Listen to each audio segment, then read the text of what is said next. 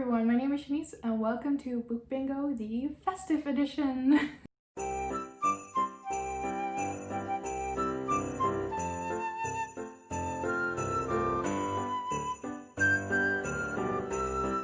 So this is the last episode of Book Bingo for 2020, which I'm glad 2020 will be over soon. Sure, you're with me and on this one. I created Book Bingo in this year as well. I think it was around February, March that I created my TBR game, and it's been so much fun. I definitely have some plans on making some changes to Book Bingo, making the prompts a bit more exciting and also a bit more harsh. I think I want to maybe possibly add a punishment if I have not read all of the books that Book Bingo picked out for me, but that will all be for January 2021 episode. For now, we're just gonna play Book Bingo for the last time this year. I'm not gonna jinx a certain thing. If you've seen the last video, then you know, but hopefully something else will happen too. Let's just get started. Also, just because it is December and I just want to read as much as I can before the year ends, and I have Christmas holidays coming up, I'm actually gonna do 10 spins this month, so we're gonna pick out 10 books. So let's just get started with round number 1. Also, I'm really sorry, it's winter, the sun is doing some weird stuff, so I'm half in shadows and everything. Sorry. Alright, round number 1. We have number 67. Okay, 67 is not on the board. Let's see what prompt it is. Alright, number 67 is to read a book with a romance, and I've decided to read Roar. I cannot pronounce the R, I'm sorry. By Cora Cormack. I actually read this when I was on holiday. I read it by the pool, so you're all going to hate me, but my copy is absolutely terrible looking. I actually DNF'd it at the time. I was really annoyed by it, and I was also reading The Way of Kings, and that one was just gripping my attention way more, and this was very much more romance with fantasy than fantasy romance, so I think it would be perfect for this prompt. And I do want to give it another chance because a lot of people really like this series and I might just not have been in the mood for it at the time, so I never got rid of it because it was just like, it seems like something I would love, you know. I really love fantasy romance, so we're just gonna give it another go and read it in December. My very ugly banged up copy, but I mean, the dust jacket itself is nice because I did not take that with me to the pool. Definitely a lesson learned, don't read pretty hardbacks next to the pool. What were you thinking, 2018 Chinese? We're gonna try again this month. Alright, round number 2. It's 31. 31 is on the board. We finally have a giveaway. So if you're new here, basically we are not going in a traditional bingo way because that would take so long, and I want to do a giveaway every time I hit bingo, and otherwise it would be like once a year or something. So we just have to hit 5 numbers off the board, and it's proven to be a bit difficult, but finally we have 5 numbers. That means that I'll be doing a giveaway. To enter the giveaway, there's like the regular general rules, you know. You need to be 18 or over or have parental permission to enter. You need to be comfortable with giving me your shipping address because I do need to be able to ship the book to you. And to let me know that you want to enter in the giveaway, let's do something festive. Leave a Christmas tree in the comments down below. If you cannot type emojis, that's fine, just type out Christmas tree. I just need to know that you want to be entered into the giveaway. I'll be announcing the winners a week from now, so next week Friday. Please do also leave either your Twitter or Instagram handle in your comments so I can DM you to tell you that you won the prize, so you can claim your prize and I can ship the book to you. The prize will be a book from Book Depository up to 15 euros. It's your choice. You can just pick whatever book you want as long as Book Depository ships to your country. Otherwise, we cannot get the book to you. So basically, just to quickly summarize it, Christmas tree emoji or type out Christmas tree to be entered. Leave your Twitter or Instagram handle so I can DM you. Be comfortable with giving me your address, and Book Depository needs to be able to ship to your country, so you can pick a book up to 15 euros.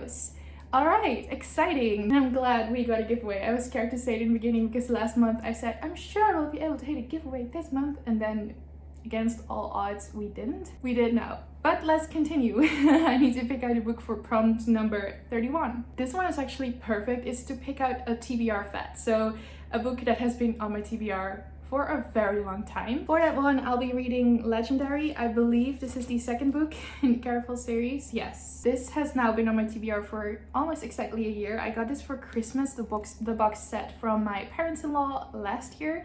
I read Careful, like, I think I even read it before, and then I asked the box set for Christmas. I don't even know. Anyway, I've been meaning to read them and I just haven't, and then I've been rereading Careful and still have not read this series. It's also on my end of 2020 TBR, so I definitely need to get to that.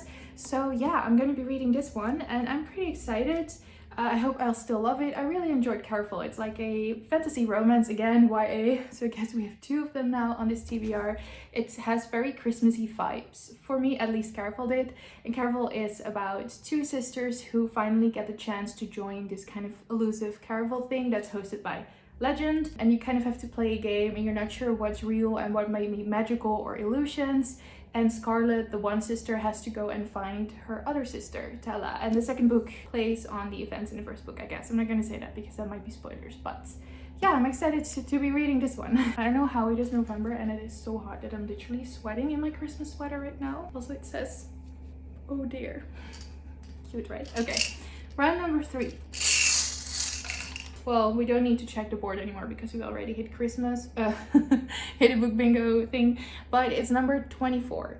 All right, 24 is middle grade, and I always do kind of like middle grade or YA, young YA kind of for that prompt. Let me grab just the right book for that one. Had to go to the other room to my other shelves, but I picked out, oh no, another word I can't pronounce. Frostheart, Escape from Aurora by Jamie Littler. This is my beautiful, gorgeous Waterstones edition, and it's the sequel to Frostheart, which I read January something, at least around winter time as well, last year-ish. And this is just the perfect book to read around Christmas and winter time. I love Frostheart so much. It's very cozy, middle grade, all about found family, going on an adventure, and it's all about Ash, this boy, and his world is pretty interesting. It's all snowy stuff and they travel by sleds, and there's also these kind of monsters that pop out from the snow, and so people, oh no, they're working right now, god. I don't know what's wrong with the sounds in the background, guys. I'm sorry, there's people working on the road or something. I can't help it. I hope it's not too bothersome for you. Anyway, the boy Ash, he's being raised by a Yeti. That's how you pronounce that. He's kind of being shunned by his village because singing is forbidden here because it's kind of the language of these monsters. However, Ash turns out to be a song weaver and he gets banished from the village. And so he gets to be able, or he gets the chance to join the Frostheart sled with the crew there, and they kind of go on adventures, and it's a lot of fun, and I'm excited to read the sequel. There's also a lot of like beautiful illustrations throughout because the author is also an illustrator. I'm in for a really good cozy time with this one. All right, round number 4. We have number 61. 61 is to read a fantasy, and I have so many great options for that one. It's kind of hard to pick one book, but I think I have to go for The Mime Order by Samantha Shannon, just because I really need to get on with my reread. I'm currently in the middle of rereading The Bone Season, the first book in the series, and then I also need to reread The Song Rising and read the novella before the 4th book releases, I think next month or in 2 months, so yeah, I need to get on with that. So this definitely needs to go on my TBR and to be read as soon as possible. This is the second book in this fantasy, urban fantasy, dystopian fantasy kind of world, futuristic. In the first book, we have our main character Paige, and she's a clairvoyant, and clairvoyants are definitely being hunted down, / it's forbidden to be a clairvoyant in futuristic London. One day she does get caught and she gets sent to a prison camp and has a pretty rough time and kind of discovers awful truths about the government and stuff like that. And also she has very special clairvoyant powers too, so that's also a big role in the series. It just kind of goes from there. I don't really want to tell you too much because I definitely think part of the fun in the Bone Season is getting to discover all of the twists and turns in the plot and this whole world. So yeah, I really like that series and I'm just excited to read the second book or reread it. All right, round number 5. We have number 70. I'm going for something probably way too ambitious, but I at least want to read some of it. And I really want to be reading Rhythm of War by Brandon Sanderson. This is the 4th book in the Stormlight Archive, and it released I think like a week ago, and people have been raving about it. I think it's a lot of people's new favorite installment. I believe it's Katie from Brightness Katie Reed's favorite book in Stormlight Archive now. I'm just really dying to read it. I've heard so many great things. and I've just been kind of doubting whether I want to read. I know this is gonna sound so stupid, but I did order this edition from Waterstones because it's signed, and I really like Brandon Sanderson. I love him. He's one of my favorite writers or authors. So I really wanted to get a signed book by him, but now I kind of just don't want to touch this. And I usually get the, I don't know if you can see, the like US edition. So I kind of want to get the US edition for these ones too, and maybe read that. I don't know why I'm being so difficult. I should just read this one. I can be careful with it. I'm surely not gonna ruin my signed edition.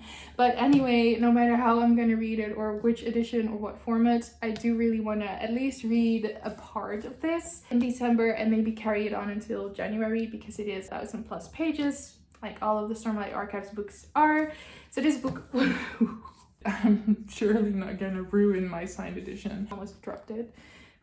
So the Stormlight Archive is a really difficult series for me anyway to explain because it's so expansive and huge and big. But basically the first book is The Way of Kings. I'm sure you've heard of it. It's a very classic, or it's already becoming a very classic adult fantasy, epic fantasy series. So the first book is The Way of Kings, and we just have Roshar, this completely different world from ours, which is already so cool. And we have these high storms in there, and all of the people have basically built their lives around these storms because they're predictable, they're completely destructive, but they also provide stormlight, which is kind of what they build their whole society around. They use it as a currency to have like these gemstones that are infused with stormlight. And we have all of these different races, and one of them is the Alethi. And when they had a king, he was trying to kind of unite all of the people either by conquering them or making peace treaties, and they made a peace treaty with the Parshendi. But on the day of kind of the celebratory feast of their peace treaty, the Parshendi suddenly assassinate the king. And so a war breaks out between the Parshendi and the Alethi, and we start off The Way of Kings 4 years after the war has started. So much more is happening.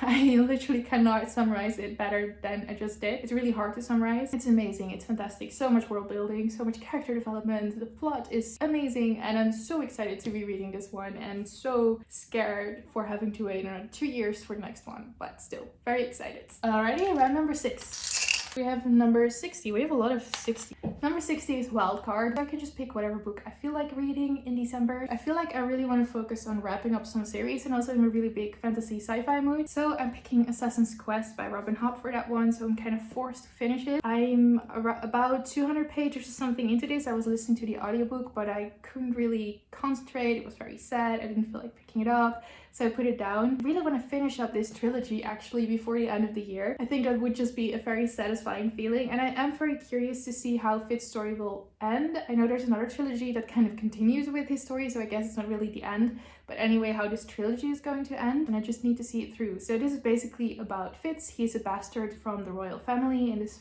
medieval fantasy world. So he kind of grows up in the castle, and because he is a bastard of one of the royal princes, he's in the unique position where he does belong to the royal family, but also he can never really inherit or anything, so he becomes the royal assassin. And his story kind of goes from there, and it's full of sadness and heartbreak. And I'm not usually one to deal very well with sad stories. I usually don't like reading them, but I am very invested. I want to continue reading this. Round number 7. 3 more to go. We have number 1. Number 1 is to read a sci-fi book. And for that one, I really want to be reading Iron Gold by Pierce Brown.